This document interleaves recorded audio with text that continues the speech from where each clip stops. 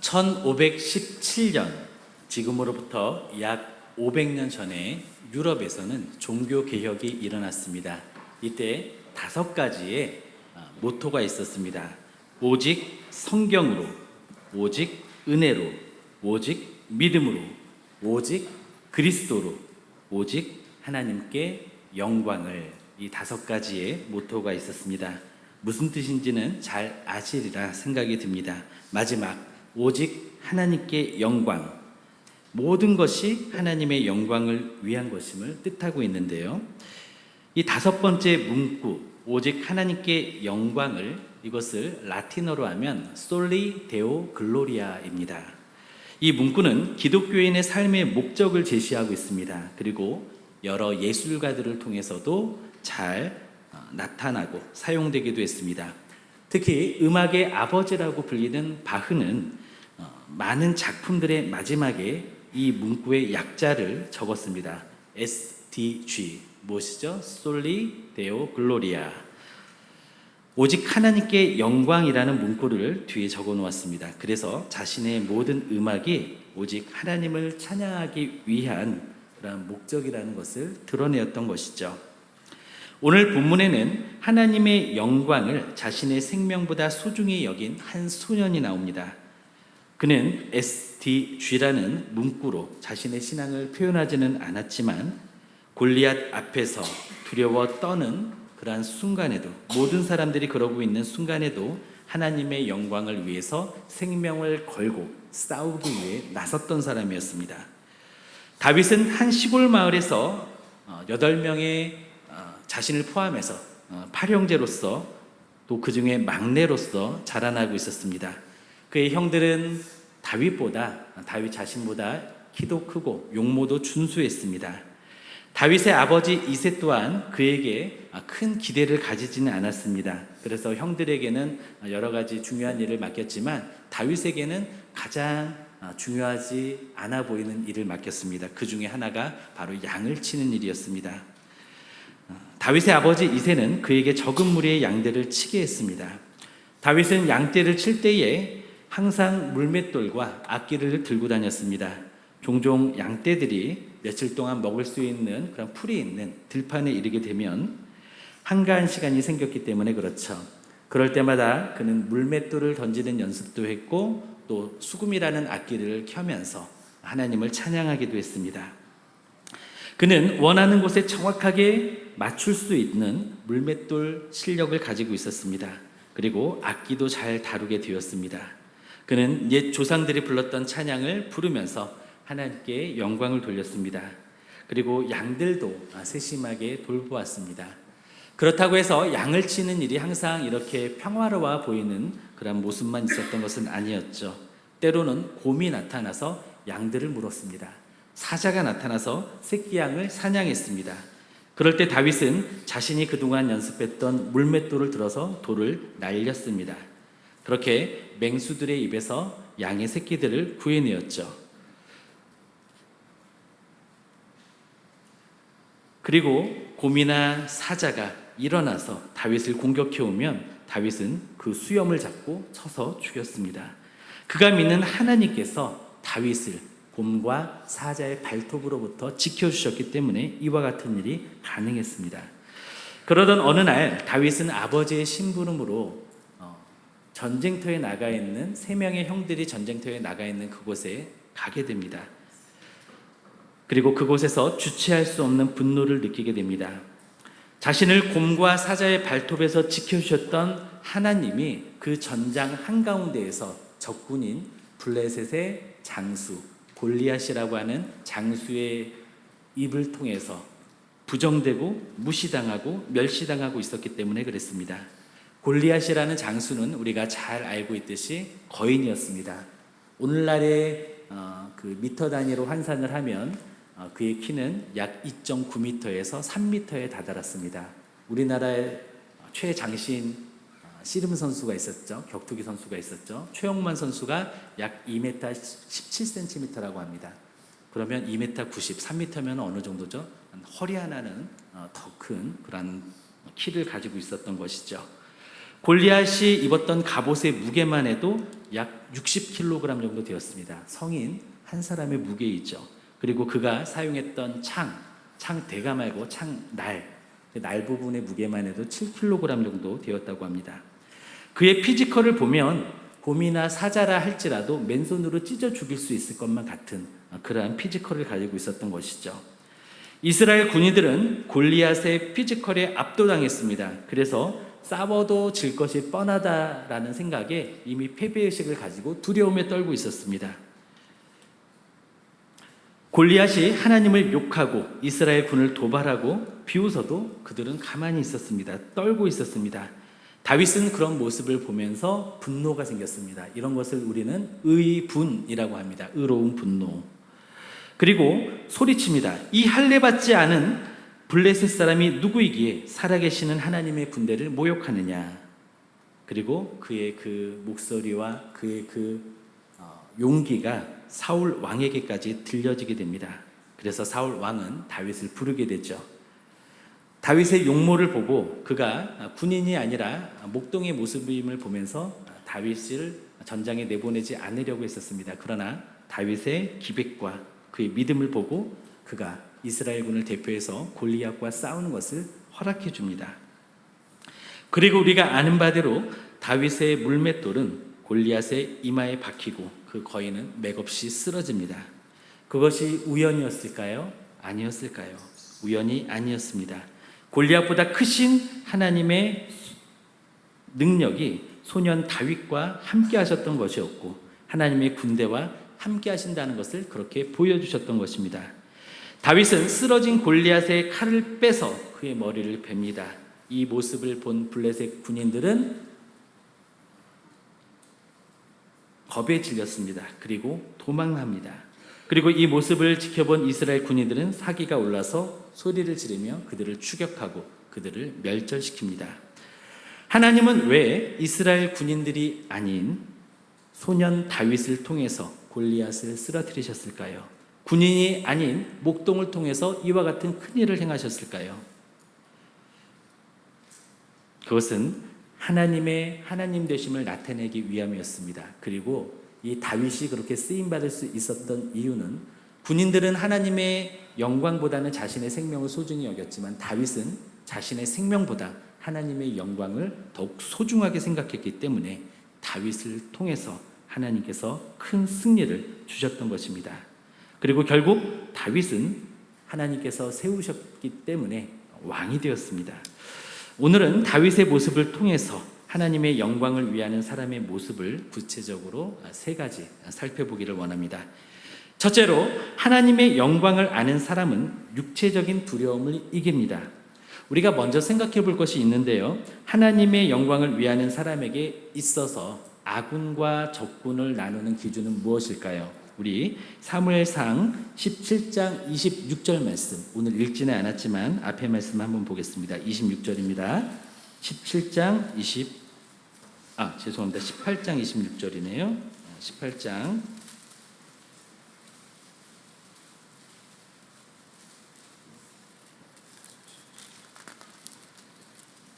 죄송합니다.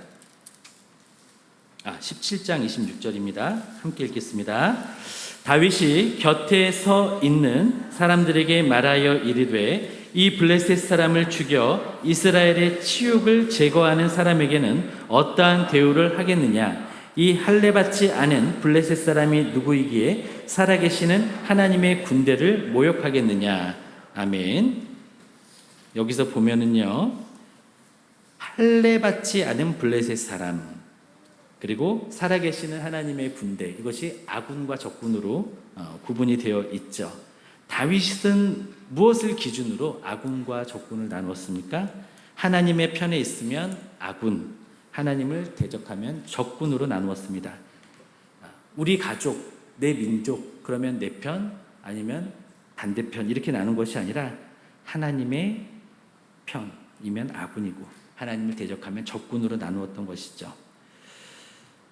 우리는 흔히 약자의 편을 들어주는 것이 선한 것이라고 생각하기가 쉽습니다. 그래서 강자에게는 강하고 약자에게는 약한 것, 이것을 미덕으로 삼고 있는데요. 과연 그럴까요? 약자의 편을 들어주는 것이 선일까요? 물론 그럴 때가 많습니다. 그러나 항상 그런 것은 아니죠. 우리는 누구의 편을 들어야 됩니까? 하나님의 편, 선하신 하나님의 편을 들어야 합니다. 선하신 하나님의 편을 드는 것이 선한 것이죠. 다윗에게 아군은 하나님을 위해 싸워야 하는 군대였습니다. 그리고 적군은 하나님을 대적하는 군대였습니다. 다윗의 아군과 적군의 개념은 나와 내 가족, 내 민족이 아니었습니다. 바로 하나님의 편, 하나님을 위한 군대가 바로 아군이었던 것이죠. 블레셋과 이스라엘의 군대가 엘라 골짜기에서 대치하고 있었습니다. 가드 사람 골리앗은 40일 동안 아침 저녁으로 나와서 이스라엘 군대들을 조롱했습니다. 하나님의 이름을 모욕했습니다. 그리고 그들을 도발했습니다. 사울 왕과 모든 이스라엘 군대는 골리앗의 말을 듣고 크게 놀라 두려워했습니다. 이스라엘 군은 적군인 블레셋 장수 골리앗의 피지컬에 주눅이 들어 있었습니다. 그리고 골리앗과 블레셋 군인들에게 자신들이 죽을 것 같아서 두려워했습니다. 용기는 꺾였고 싸울 의지도 없었습니다. 다윗은 이 상황을 목격하고 다른 군인들과는 근본적으로 다르게 이 상황을 해석합니다. 다윗은 이 사건을 단순히 전쟁이나 개인의 결투로 보지 않았습니다. 그는 이 상황을 신앙적인 문제로 보았습니다. 골리앗이 이스라엘 군대를 모욕하는 행위는 이스라엘 민족에 대한 조롱으로 끝나는 것이 아니었죠. 그것은 살아계시는 하나님을 모욕하는 것이었습니다. 이스라엘 군대는 일반 군대가 아니었습니다. 살아계시는 하나님의 군대, 즉 하나님의 편이기 때문에 하나님의 군대, 하나님의 편을 모욕하는 것은 곧 하나님을 모독하는 것이었습니다. 그런데 그 상황에서 하나님의 군대라 일컬어지는 그들은 무엇을 했습니까? 두려워했습니다. 떨고 있었습니다. 그들은 무능력했습니다. 이 모습은 골리앗의 조롱에 동조하며 하나님의 영광을 훼손하는 것이었습니다. 이스라엘 군인들은 죽음을 두려워했습니다. 그리고 그들이 두려워하는 그 모습은 결과적으로 하나님의 영광을 망가뜨렸습니다. 우리 그리스도인들이, 믿는 사람들이 세상에서 두려워한다면, 마치 하나님이 안 계신 것처럼 두려워한다면 우리도 역시 하나님의 영광을 훼손시키는 사람이 되는 것입니다. 우리가 세상의 위협적인 세상의 골리앗 앞에서 공포에 질릴 때 우리는 말하지 않아도 하나님을 연약하거나 힘이 없는 분처럼 보이게 합니다. 그것은 하나님의 영광을 해치는 불신이 되는 것이죠. 40일 동안 이스라엘이 공포에 떨며 아무도 나서지 못했던 그 모습은 그들이 무의식적으로 자신의 목숨을 하나님의 영광보다 더 우선시했다라는 것을 나타냅니다. 또 그들은 골리앗 같은 장수가 있어서 전쟁에 밀린다고 생각을 했습니다. 그런데 진짜 문제는 무엇이라고요? 피지컬의 열세가 아니었습니다. 물리적인 열세가 아니었습니다. 진짜 문제는 신앙적인 우선순위가 뒤바뀌어 있었던 것이었습니다. 하나님의 영광보다 자신의 목숨이 더 소중하게 여겨졌던 것, 이것이 진짜 문제였습니다. 그러나 다윗은 어떤 사람이었습니까? 하나님의 영광을 아는 사람이었습니다. 하나님의 영광의 무게에 압도되었던 경험이 있었던 사람이었습니다. 그런 경험이 있는 다윗은 하나님의 영광의 무게를 알았죠. 그에게 있어서 골리앗의 피지컬적인 무게는 압도적이지가 않았습니다. 두려워해야 할 것이 아니었죠. 골리앗은 분명 다윗보다 컸습니다. 힘도 몇 배는 강했을 것입니다. 그럼에도 불구하고 그는 엄청난 힘을 가진 거인이었지만 다윗은 알았습니다. 나를 위해 달과 별들을 손가락으로 베푸신 하나님의 영광에는, 그 영광의 무게에는 골리앗은 비할 바가 아니라는 것을 알았습니다. 다윗은 이때 자신의 생명을 지키는 문제보다 하나님의 영광을 증명하는 것이 더 중요했습니다. 그래서 그는 하나님의 영광을 위해서 죽음을 무릅쓰고 싸움에 임했던 것입니다. 둘째로, 하나님의 영광을 아는 사람은 하나님의 이름으로 싸웁니다. 다윗은 왕이 사용하는 칼이 아니라 양을 칠 때 사용했던 물맷돌을 가지고 싸움에 임했습니다. 우리 사무엘상 17장 38절부터 40절까지 함께 읽겠습니다. 이에 사울이 자기 군복을 다윗에게 입히고 노투구를 그의 머리에 씌우고 또 그에게 갑옷을 입히매 다윗이 칼을 군복 위에 차고는 익숙하지 못하므로 시험적으로 걸어보다가 사울에게 말하되 익숙하지 못하니 이것을 입고 가지 못하겠나이다 하고 곧 벗고 손에 막대기를 가지고 시내에서 매끄러운 돌 5을 골라서 자기 목자의 제구 곧 주머니에 넣고 손에 물매를 가지고 블레셋 사람에게로 나아가니라. 아멘. 다윗이 골리앗과의 싸움에 맞서기 전에 사울 왕은 다윗에게 자신의 갑옷과 칼을 내어줍니다. 그러나 다윗은 그것을 한번 입어보고는 나에게 익숙하지 않습니다 라는 이유로 그것을 거부합니다. 이것은 한편으로 싸움의 승리가 인간의 능력이나 인간의 안전장치에 달려있지 않다라는 것을 보여줍니다. 그리고 결과적으로 모든 승리의 영광은 오직 하나님께만 돌아가게 되었습니다. 사울의 갑옷은 어떻죠? 왕의 갑옷. 가장 튼튼하고 가장 효율적이었겠죠. 가장 안전한 갑옷이었겠죠. 최고의 보호장치였겠죠. 인간의 힘과 권위를 상징하는 것이었죠. 그러나 그것도 승리를 보장하는 것이 아니라는 것을 다윗은 보여주었습니다. 다윗의 진짜 무기는 칼과 창이 아니었습니다. 바로 하나님의 이름이었는데요. 우리 사무엘상 17장 45절을 함께 읽겠습니다. 다윗이 블레셋 사람에게 이르되 너는 칼과 창과 단창으로 내게 나아오거니와 나는 만군의 여호와의 이름으로 곧 내가 모욕하는 이스라엘 군대의 하나님의 이름으로 내게 나아가노라. 아멘. 다윗은 칼과 창과 단창으로 나아갔던 것이 아닙니다. 그는 여호와의 이름으로 나아가게 됩니다. 이러한 다윗의 용기는 갑자기 생겼을까요? 아니죠. 그는 일상 속에서 그의 일상은 무엇이었죠? 양을 치는 일이었습니다. 거기에서 하나님과의 관계를 돈독하게 맺어왔습니다. 그리고 그는 영적인 경험뿐만 아니라 하나님의 은혜를 자신의 삶의 현장에서 경험했었습니다. 아까 말씀드렸던 곰과 사자가 양의 떼에서 그 새끼들을 물어갈 때 다윗은 가만히 있지 않았죠. 물맷돌을 던지고 쫓아가서 사자와 곰의 수염을 잡고 쳐 죽였습니다. 이런 용기가 어떻게 나타났겠습니까? 그리고 이런 상황에서 어떻게 자신의 생명을 보존할 수 있었겠습니까? 바로 하나님이 그를 담대하게 하셨고 그를 지켜주셨던 것이죠. 다윗은 그러한 경험과 그러한 은혜에 대한 확신을 근거로 해서 이번에도 골리앗의 손에서 자신을 지켜주실 것을 믿었던 것입니다. 그는 평범한 삶을 살았었습니다. 그러나 그런 평범한 삶 속에서도 하나님과 동행했고 하나님께서 그를 단련시켜 주시는 은혜를 경험했습니다. 다윗은 베들레헴 광야의 평범한 일과 속에서 하나님의 숨결을 느끼고 하나님과 동행하면서 또 그는 여러 가지 어려움을 극복하면서 영적인 근력을 키워왔던 것입니다. 그가 두려움에 사로잡히지 않았던 이유는 두려울 만한 상황이 없어서가 아니라 하나님을 향한 경건한 두려움이 그것을 오히려 압도했기 때문에 하나님을 경외했기 때문에 보이는 사람을 두려워하지 않았던 것입니다. 사울의 갑옷이 당시의 최고의 보호장치였기는 했지만 그것이 승리를 가져다 줄 수 있는 것은 아니었습니다. 그래서 다윗은 어떤 무기를 선택했죠? 매끄러운 5개의 물맷돌을 선택을 했습니다. 그것을 들고 나아갔습니다. 그것은 가장 연약하고 평범한 도구였습니다.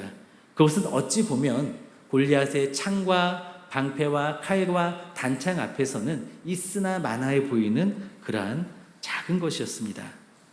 중무장을 한 거인 앞에 다윗은 연약한 자의 모습으로 나아갔습니다. 그러나 그에게는 보이지 않는 무기가 더 있었습니다. 그것은 골리앗에게는 없는 가공할 만한 무기가 되었던 것이죠. 그것이 바로 하나님의 이름이었습니다. 21세기를 살아가는 그리스도인인 우리들에게 하나님께서 주신 이름이 있죠.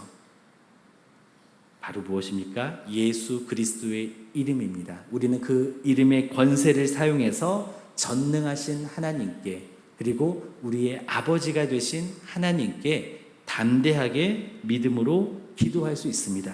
그 이름의 권세를 사용해서 날마다 기도해서 승리하는 우리가 되기를 원합니다. 셋째로 하나님의 영광을 아는 사람은 그 영광을 위해서 싸웁니다. 다윗은 무엇을 위해 싸웠습니까? 우리 17장 46절, 47절 말씀을 함께 읽겠습니다.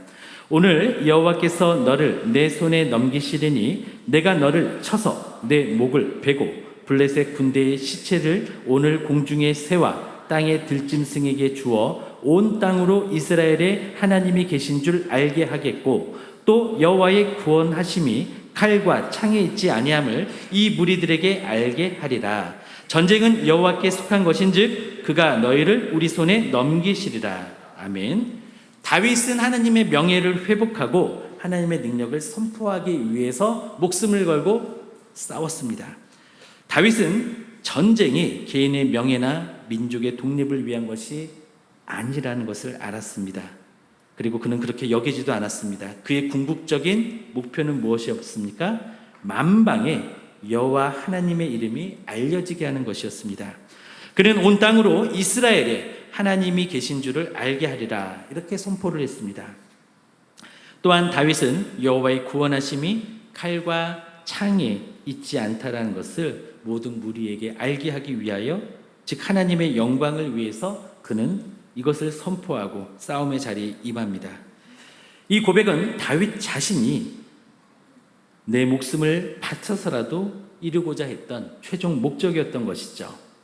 다윗은 자신의 생명보다 하나님의 영광을 중요하게 생각했습니다. 그는 하나님의 영광에 대한 목마름이 있었고 열정이 있었고 그것을 위해 생명도 기꺼이 바칠 수 있었습니다. 그러한 다윗의 신앙은 그가 기록했던 시편 27편 4절에도 잘 나타나 있는데요. 시편에서 이렇게 고백합니다. 내가 여호와께 바라는 한 가지 일 그것을 구하리니 곧 내가 내 평생에 여호와의 집에 살면서 여호와의 아름다움을 바라보며 그의 성전에서 사모하는 그것이라.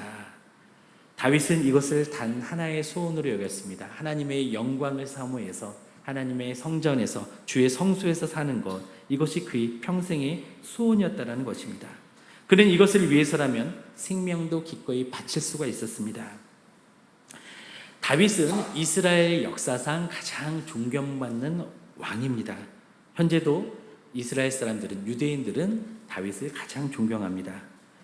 그리고 그들의 국기는 무엇입니까? 현재 이스라엘의 국기에 별이 하나 그려져 있죠. 그 별은 다윗의 별이라고 이름 지어져 있습니다. 그리고 현재 무엇보다도 왕 중의 왕이신 예수 그리스도께서는 다윗의 후손으로 이 땅에 오셔서 우리를 구원하여 주셨습니다. 예수님께서는 이 땅에 오셔서 죄의 권세, 사탄의 권세, 죽음의 권세를 모두 물리치고 부활의 권능을 나타내셨습니다. 그렇게 우리에게 소망을 주셨고 구원을 주셨고 하나님의 자녀가 되는 권세 또한 주셨습니다. 그 소망을 가진 우리는 하나님께 예배로 영광을 돌립니다. 그리고 예배가 없는 곳에 예배를 일으키기 위하여 전도하고 선교하고 있습니다. 바라게 우리는 하나님의 영광을 바라보기 때문에 보이는 사람보다 하나님을 더욱 경외하고 보이지 않는 하나님께 영광 돌리는 믿음의 삶을 살기를 원합니다. 또한 예수 그리스도의 이름으로 기도함으로써 현재를 살아가는 우리의 일상과 삶에서 날마다 승리하기를 원합니다. 그리고 하나님의 영광이 우리 모두의 인생의 목적이 되시기를 예수님의 이름으로 축원드립니다. 기도하시겠습니다.